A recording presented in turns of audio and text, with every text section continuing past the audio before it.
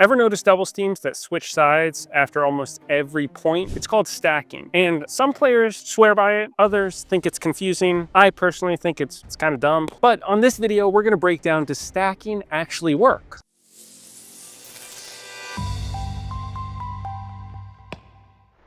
Stacking, if you're not familiar with the term, is when both players start on the same side of the court, whether on the serve or the return, and then they switch sides after the serve or the return. And the point of it is for the players to control which side they're on, rather than switching sides between points. And the question is though, while it looks fancy and might throw you off, does it actually do anything? The point is for one of the players or both of the players to have their stronger shot in the center, because most points come in the center down the court. So the point of stacking is, let's say I'm playing with Mary and she has a strong forehand, but she's left-handed and she wants to stack and let me serve from right there. But then after I serve, I run over to that side and Mary comes in so she can hit her forehand down the middle of the court if the ball comes down the middle. So that's the point of it. But in reality, does it actually do anything? And my opinion is, just one person's opinion, no, it does nothing. It's a waste of time.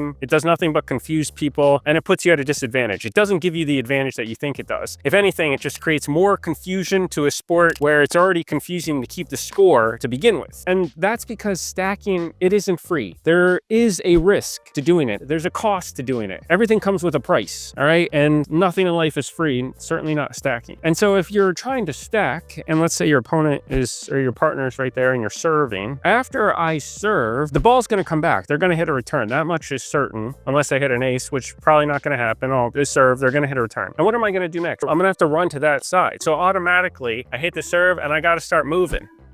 I'm already on the run. So what benefit could it possibly serve? They hit down the line, then I'm hitting a shot on the run, and I have less time to react to the ball. Pickleball is about time. You want as much time to set up to the ball as possible. The more time you have, the more prepared you can be. Time is on your side, but not in stacking. If you're stacking, I serve, I'm immediately running. The person on the other side of the net hitting a return, they could take the return off the rise, the ball comes back to me quicker, and then I'm running to my shot. Had I not stacked, had I just stood over here to begin with, they hit the shot, I would have split stack, boom, made them pay for it. Because again, nothing in life is free. So that's one reason I don't like stacking. I don't think it really does anything. You might disagree, you might know somebody who swears by it, says, no, it works. Well, I don't really believe them. I think they probably think it works. It's the placebo effect. Is it doing something? No, it's not. It's absolutely not doing anything. Aside from the fact that you have to move over and start movement to the side running as soon as you hit the ball. Another reason I don't like it is because it's tiring for no reason. Constantly having to shift position or even try to remember what side you're starting on or not is using brain bandwidth that I don't have. And it's making me tired. And it's just confusing everybody out here. So let's say I'm returning and Mary, again, she's standing up at the side right there at the net. You know, I return and then I gotta, run up to the net here? I mean, it makes